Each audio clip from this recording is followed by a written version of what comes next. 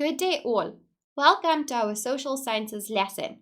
So today we're looking at population and why do people live where they live. In fact, we are looking at rural and urban areas. Now, we touched a little bit on this in the previous lesson. Before we get even further into our discussion of rural and urban areas, let's look at the concepts you already know. When we talk about the population, we're talking about all the people living in a place or a country. When we talk about population density, we talk about the number of people in an area. When we use the term settle, we talk about people who choose to live somewhere permanently. When we talk about population distribution, we talk about the way in which people are spread across an area. Now that we know these terms, can you remember what rural and urban areas are? Well, if we think of urban areas, we know we often refer to them as cities and towns where people live closely together. When we talk of rural areas, we often think of them as farms that are less densely populated, meaning people live further apart and there's not many people living there. Let's look at what's happening in today's times with regards to rural and urban areas. Well, the truth is more and more people are moving out of rural areas and into urban areas. In fact, about 60% of the population in South Africa are now living in urban areas. And we said that more of these people from rural areas are moving into urban areas. If we look at how it stands, there are some people who are living in rural areas who have never had the chance to live in urban areas. But there's also some people today who are living in urban areas that have never ever lived in rural areas. Now that we know what's happening today, let's go back and think a little bit of rural areas and what living in rural areas are like. So in rural areas, there are usually large commercial farms where farmers in these areas grow crops and sell their own animals. On commercial farms, farmers choose to grow crops and keep animals in order to sell what they get from the crops, as well as sometimes even sell their animals. But there are also areas in rural areas where we have subsistence farmers. Now, subsistent farmers are farmers who only grow enough food for their own usage, for themselves and their family. So we can say that subsistent farmers do not have much land to grow their crops on. They only grow enough to feed themselves and their family. These farmers also tend to be very poor. Now that we know what the situation is like in the rural areas, let's think a little bit of why the reasons are that people choose to move out of these rural areas and into urban areas.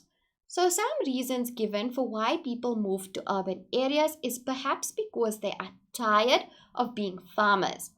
Of late, rain trends have been rather unpredictable, and that's why they are unsure how much crops they're going to grow per month and whether they're going to be making any money at all because of the rain trends. Some people look for schools in towns and cities for their children that they might not find in rural areas. They choose to live closer to hospitals for safety reasons. We do know that in urban areas there's good schools and lots of big hospitals, and these people want to have the opportunity to give their children good education and get treated at proper healthcare facilities. They also may hear about jobs in towns and cities, and with the hope of earning money, they move to these urban areas. They also perhaps can't find any more work in the rural areas, so they move to the urban areas in search of work. Some people even move from rural areas to urban areas because they want the luxuries that people in urban areas so often are believed to have. Now, before we say goodbye and watch a video, I want to talk a little bit about urban areas and rural areas so that you always remember the differences. Urban areas are areas with many buildings and roads. Urban areas are cities and towns where people are known to live close together. Rural areas are countryside areas where there are farms and smaller villages. In rural areas, people tend to live further apart from each other. Remember, in today's times, more people are moving out of rural areas in search of urban areas where they can settle down. I hope you enjoyed the video, and I will see you in our next lesson. Whether it's religion or agriculture or bananas, in human geography, we love exploring diffusion, or the spread of ideas and innovations. We want to know why something exists here and not there, and how it got there, which is probably why we've kinda gone bananas for the Silk Roads in multiple episodes. These trade routes at times passed goods and ideas all the way from Portugal to Tokyo, which might make us wonder what happened to all the stops along the Silk Roads. Many of these hubs wielded tremendous power over their regions, a legacy which in many places still continues today. Take Guangzhou, which is an ancient Chinese city which European traders knew as Canton. Once a major part of the maritime portion of the Silk Roads, today its creative experimental architecture has almost completely replaced the old city. The population of the city and the surrounding urban area has skyrocketed from about 2 million in 1980 to nearly 13 million in 2022, which helps make Guangzhou and its ferocious economic activity part of one of the fastest growing urban regions in the world, the Pearl River Delta. What's happening in Guangzhou is part of a global phenomenon. We're living in an increasingly urban world, and according to UN estimates, people living in urban places outnumber those in rural areas, which is actually new for most parts of the world. I'm Alize Carrere, and this is Crash Course Geography.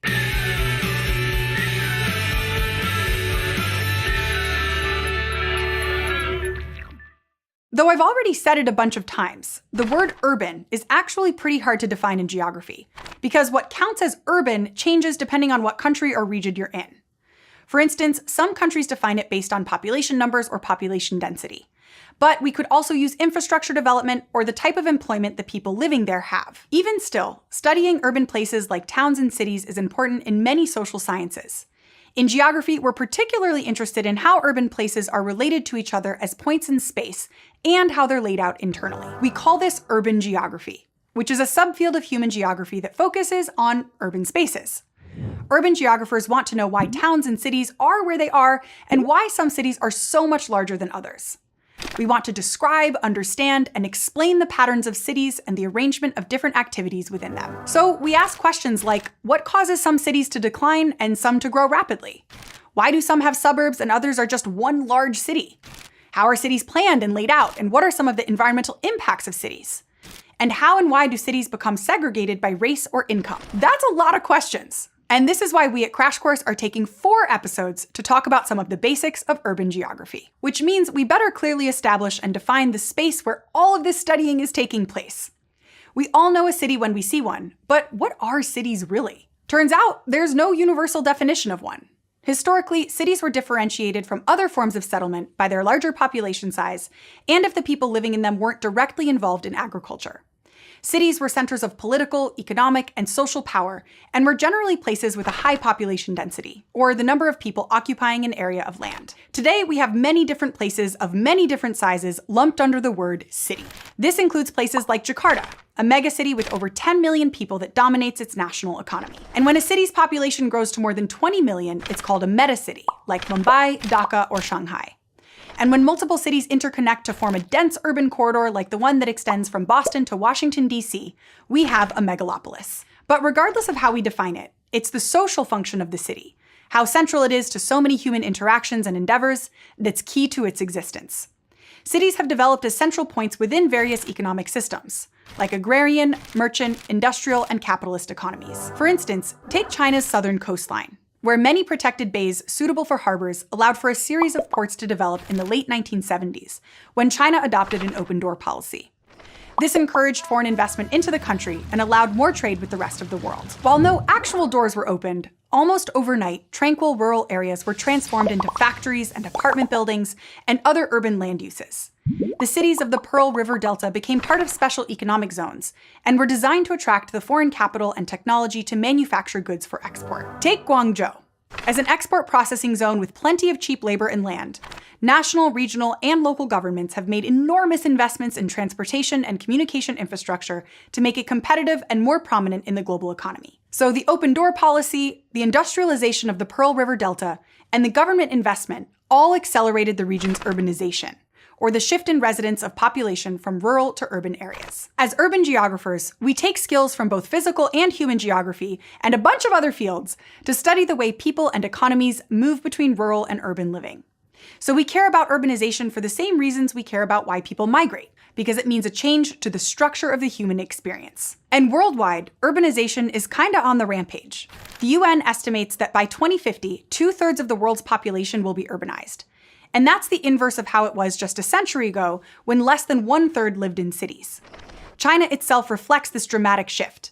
Until the 1990s, about 70% of China's people still lived in the countryside. Today, this has almost flipped, with 61% of people living in cities. China's government has relaxed some of the residency laws that previously controlled where people could live, and have also drawn up plans to establish hundreds of new cities, for better or worse.